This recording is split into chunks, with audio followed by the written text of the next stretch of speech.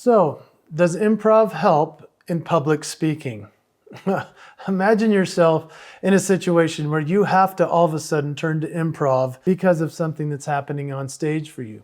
As a public speaker, you don't have to necessarily have done improv classes. However, I would highly recommend that you consider them. What we're going to talk about in this video today is how this is all tied together, how improv is something that you can absolutely utilize as a public speaker, even without the classes, just with some of these ideas. And so perhaps we can skip over even having to take them at all. But I'm excited to talk to you about it today. I'm a Hall of Fame speaker, and for many, many years I've used improv as a speaker, as a master of ceremonies, as an entertainer, in order to get through some of the real tricky situations and make some of the best memories of my career. I hope you're ready to have some fun.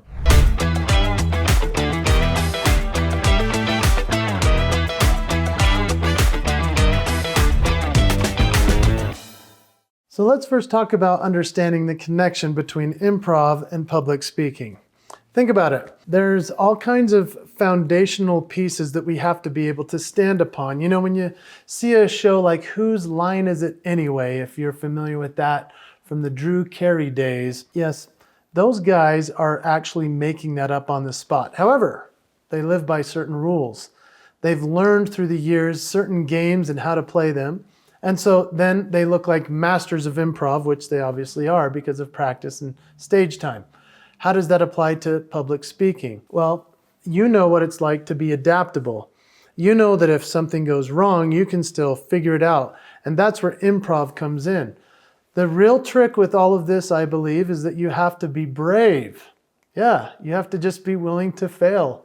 And that's okay. That it's a place of, maybe not fail is the right word, but I like to say it that way. Maybe it's the willingness to play in the sandbox, the willingness to put yourself out there and go for it. I truly believe that the more improv you add into your keynote speaking and as a public speaker, the better you'll be at handling any type of situation, whether it's in your leadership, if you're a coach in the future, or if you're running a business. All of these types of things help you to become even better as a public speaker because you know some of the rules of improv, but you're also willing to say, oh yeah, I can roll with it. Think, for example, about audience engagement in this sense. As a speaker, you might have to have something that goes wrong in order for you to improvise and to fill in the blanks. For example, maybe the slide deck goes down. Maybe the power goes out. Maybe a speaker goes too long and you have to follow that. These are all improvisational opportunities, and that's a beautiful thing. So don't be afraid of it. Lean into it. Go all in. That's part of being somebody who embraces improv. So let's talk about enhancing presence and confidence. When you know that you can handle a majority or most of the situations you're going to run into as a speaker, then you're going to be way better off. Now, here's what's fun about improv. There's this rule called yes and. Maybe you've heard of that. Instead of no, probably not, it's yes and. So if somebody's leading you towards something where you're like, I don't know where to go with it, instead of saying, hard stop, I can't go there, you go, yes, and we're going this direction. That's what's fun about being somebody who can do improv on stage. Like I say, you don't need to think about being a comedian with this. It's just about rolling with the challenge that's in front of you. Even if it's to say the sound system goes out, which has happened to me plenty of times, in front of a lot of people. Sound system goes out, I don't go, hey, the audiovisual people are idiots. No, we don't do that. We just say, yes, and I guess now I don't need a microphone, right? And then everybody laughs. Or, hey, I guess they really wanted to challenge me today with this one, so no slides, no sound system. Here we go. I hope you can hear me. Listen carefully. The audience actually leans in. They like you better. They find you more interesting because you're just rolling with it instead of saying, I can't do this. Everything's not perfect. I'm out of here. And I've seen speakers do that too. Don't be that guy. You're not that guy. Improv also sharpens communication skills. Think of it this way. Improv is about active listening. You're listening for the cue to help you know where to go next. You can't have it pre-planned in your mind or else it's probably not going to match up with where things are headed. And so as long as you're active in your listening, then you can make it work. This is an essential way to engage your audience. They're going to love you even more when you're that person that can listen to a cue that happens. For example, I love when I'm speaking, actually. This is funny. When I'm speaking and somebody's phone goes off, that is the best. Oh my gosh. So if somebody's phone goes off, I go, hello? And it's just that simple. Everyone busts up laughing. Or I say, I guess that guy's not going to get a raise, and everyone's laughing. Depending on the audience, if it's a group of sales guys, then I can say that. But it just depends on the group. You have to read your audience. Be ready to improvise. If you really want to dive into this with some of the best speaker coaches there are a couple that I recommend with the improv side of things. The first one I recommend is named Pat Dwyer. Now, Pat Dwyer is from Second City, Chicago. Like, this guy is legit improv genius, okay? Now, he even has a funny website because I guess patdwyer.com was already taken. His website URL is patdwyerwastaken.com. Like, when your URL address is already funny, the guy's funny. So go check out Pat Dwyer, one of my dear friends, a genius comedian, a great speaker, and an awesome improv coach. The other one I highly recommend is one of my dearest friends in my life. Her name is Jess Pettit. Now, Jess Pettit doesn't really promote that she's excellent at this, but I don't think I've ever seen anyone better, actually, in my whole life. And that's because Jess has a secret background that a lot of people don't know about. You see, she speaks about diversity and inclusion and these types of things as a great keynote speaker, and she's one of the best there is.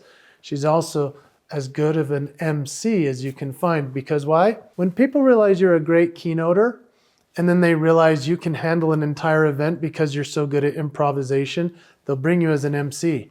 Here's what's special about that. A keynote speaker gets one gig usually with the company.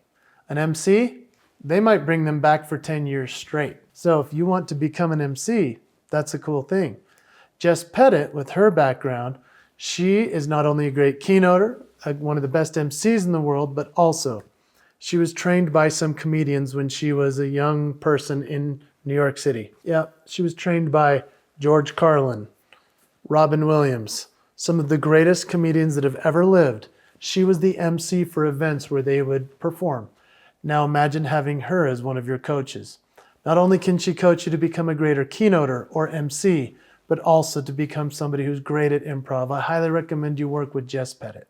So let's talk further about embracing failure and having resilience. That's one of the best parts about improvising within public speaking, is that you have to embrace the failure that's coming, whether it is the slides that go down, the microphone that doesn't work, or the audience that doesn't like you. I've had audiences that turned on me and it's been rough, and then I'll actually switch my entire keynote into something completely different. I'll say, you know what? Seems like we're not connecting here on these points. You guys aren't laughing. So since you're not into the comedy, I'm just going to share this instead. And then I'll go into a really sad story and they're all crying.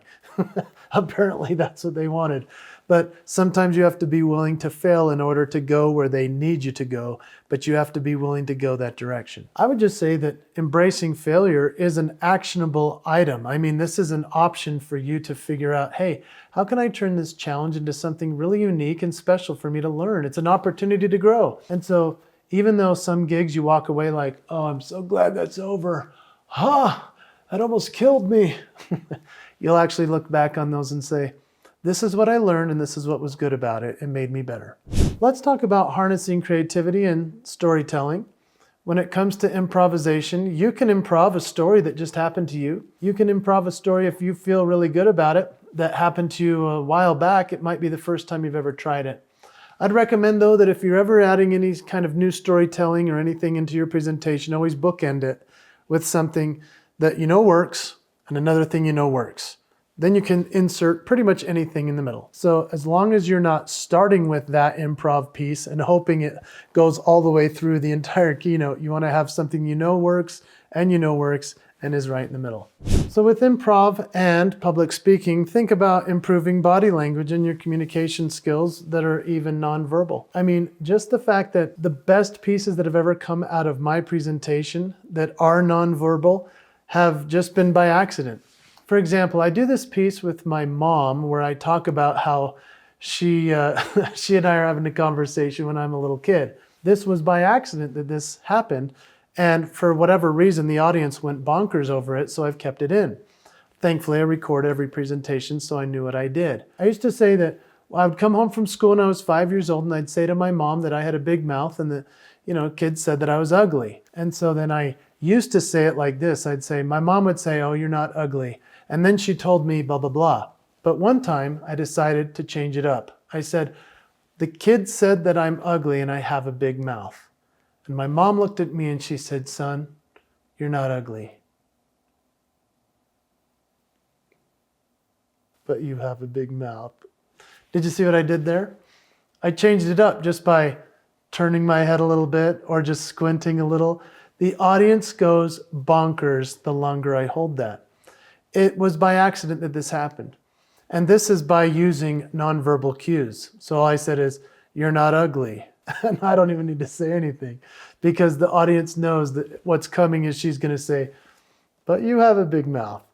The audience loves this piece. This is a nonverbal cue that came because of improv, but you have to be willing to take that kind of a risk when you're on stage.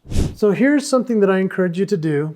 Don't just watch this video and be like, "Oh, that was cool. Yeah, I get it," and then go off on your day. Please, I beg of you, promise me that you're going to put some of this into action. What that means is I want you to promise yourself and promise me on this video. Go into the comments and type which one you're going to start applying.